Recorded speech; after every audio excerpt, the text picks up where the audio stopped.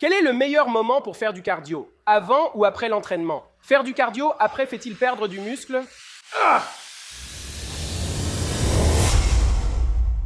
Il y a une semaine, j'ai reçu 6 ou 7 messages d'un coup. Johnny Shrieve, je viens de voir la vidéo du Dr Mike. Dois-je faire du cardio après être allé à la salle de sport? Je risque de perdre du muscle. Et je me dis, je vais rendre ça super simple pour que vous compreniez. Et quand vous aurez fini cette vidéo, vous vous direz, ah, merci, Johnny Shrieve, numéro 1 les gars. Je pars du principe que les personnes qui regardent cette vidéo essaient de prendre du muscle. Leur objectif, c'est « je veux prendre du muscle et je ne veux pas perdre ce que je suis en train de développer ou ce que j'ai déjà construit ». Tout simplement. Numéro 2, je pense aussi que les personnes qui regardent cette vidéo, je vais supposer que ceux qui regardent cette vidéo ont une vie. Qu'est-ce que je veux dire par là? Vous avez des choses à faire, vous avez un emploi du temps, vous êtes soit à l'école, vous avez des enfants, ou vous avez une carrière, ou peut-être que vous avez une carrière et des enfants.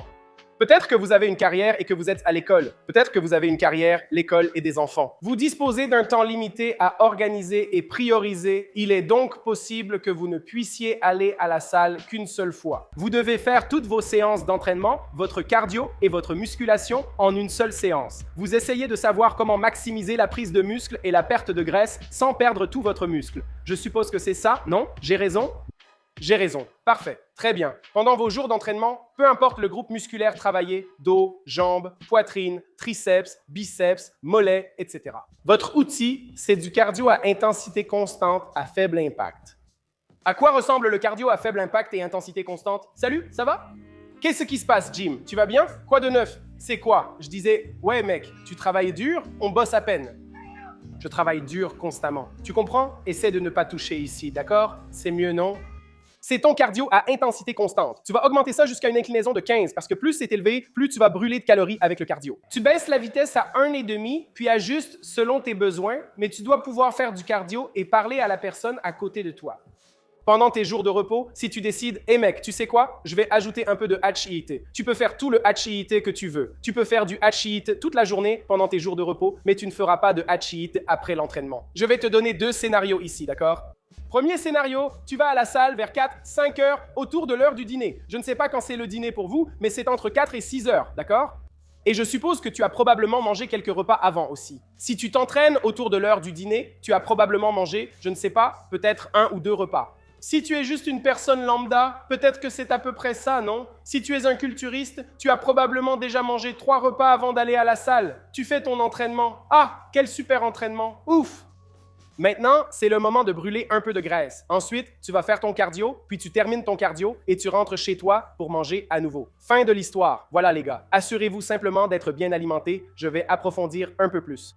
Regardez ça, même scénario. Tu as déjà mangé tes repas, peut-être 1, 2 ou 3 repas avant d'aller à la salle. Combien de repas devrais-je prendre avant d'aller à la salle? Johnny Shrieve, avec tout ce que tu racontes là. Au moins 1. Franchement, je pourrais finir toute cette vidéo maintenant et dire « Les gars, assurez-vous que vos séances d'entraînement et de cardio soient encadrées par des repas et tout ira bien. » Tu vas à la salle et tu te dis « Je ne veux pas perdre de muscle, Johnny Shrieve. Tu m'as dit de manger avant. Ok, regardez ça. » Après 30 minutes de cardio post-entraînement, tu prends de l'AminoFast ou tout autre complément voulu. Je veux dire, peut-être que tu veux mettre un peu de, peut-être un truc comme du Carbion là-dedans ou un glucide de type Waxy, une sorte de mélange de glucides là-dedans. Tu vas juste mettre une dose. Tu n'as pas besoin d'en mettre beaucoup. Tu vas secouer ça juste après avoir fini ton entraînement. Tu vas te détendre un peu. Peut-être que tu bois ça pendant que tu fais un peu d'étirement. Ensuite, tu fais tes 30 minutes de cardio et c'est bon. Puis tu rentres chez toi et tu manges à nouveau. Tant que tu alimentes ton corps, tu ne risques pas de perdre du muscle. Si tu vas passer du temps à la salle à faire du cardio et que tu as peur de perdre du muscle, mange, va à la salle, prends une petite collation, fais du cardio, puis mange. Voici un scénario que tu ne veux pas vraiment. On peut aussi régler ça. Va à la salle le soir. Et oh, tu es comme moi. Journée chargée, tu t'es levé, tout allait trop vite. Tu as pris ton médicament pour le TDAH. D'un coup, plus d'appétit et tu as complètement oublié de manger de toute la journée. Il est 15h30. Tu dois être à la salle à 16h. Tu vas à la salle, fais du cardio et tu ne manges qu'en rentrant chez toi. Nous avons un peu plus de risque de compromettre la prise de muscle maximale que tu pourrais probablement avoir si tu avais simplement mangé. Disons que tu es peut-être à jeun et que ton entraînement se fait en dehors de ta fenêtre alimentaire. Prends cette séance d'entraînement et place-la près de ta fenêtre alimentaire. Je pense qu'on complique beaucoup trop les choses. Je pense que c'est parce qu'on croit que le corps est un système tellement compliqué, parce que c'est le cas. Tout ce qu'on a à faire, c'est littéralement le nourrir. On doit juste le nourrir, et c'est tout. Nourris-le, entraîne-le, et il fera le reste.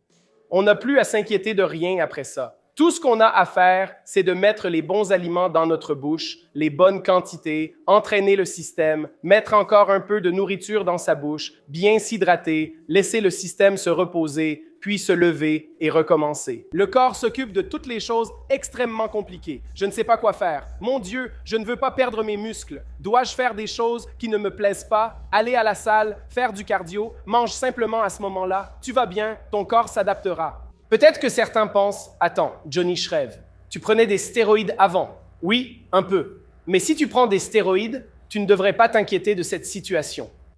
Non seulement tu as déjà mangé, mais tu as un produit chimique dans ton corps qui va faire fonctionner les choses. Croyez-moi les gars, j'ai enchaîné les spectacles et les compétitions de bodybuilding faisant du cardio avant et après. Je ne parle pas de 30 minutes, mais d'une préparation de compétition.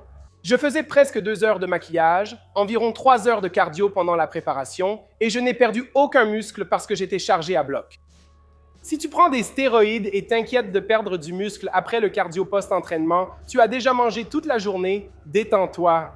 Suis exactement ce que je viens de dire plus tôt et tout ira bien. Et pour le reste d'entre vous, c'est pareil. Comme je l'ai dit, tant que tu manges autour des moments où tu t'entraînes, tu encadres ton entraînement avec de la nourriture avant et après, tout ira bien. Il faut juste être régulier et travailler dur, ton corps fera le reste. Bref, les gars, j'espère que vous avez apprécié la vidéo. Si vous voulez plus de contenu sur l'entraînement, les gars, dites-le moi dans la description ci-dessous. Je peux réaliser n'importe quelle vidéo sur le sujet de votre choix, la rendre très simple à comprendre pour que vous puissiez vous concentrer sur l'entraînement, le cardio et profiter de la vie. Je veux vous montrer comment faire en sorte que le fitness s'intègre facilement à votre vie et non que votre vie s'adapte au fitness. Si vous êtes débutant dans tout ça et que vous êtes bloqué dans votre parcours ou si vous avez déjà fait de grands progrès mais que vous vous dites « je ne sais pas comment avancer à partir d'ici », cliquez sur le lien dans la description, johnnystrevefitness.com. Remplissez cette demande et prenez un appel vidéo de 50 minutes avec moi pour discuter de vos objectifs de remise en forme et voir ce que nous pouvons accomplir ensemble. Rejoignez ceux qui atteignent leurs objectifs en intégrant la remise en forme à leur vie. Utilisez mon code Johnny10 pour 10% de réduction sur bluestarnewceuticals.com. Et les gars, rendez-vous sur mon site web johnnyshrev.com pour tout ce qui concerne les produits dérivés, les plans uniques, les programmes d'entraînement, les e-books, les consultations vidéo d'1 heure où vous pouvez me poser absolument toutes les questions dont vous avez besoin, toutes les réponses dont vous avez besoin. johnnyshrev.com. À la prochaine, c'est Arn Shamazar, Progressive Bova Lodge Life, Kate Junior Chasing, Paix.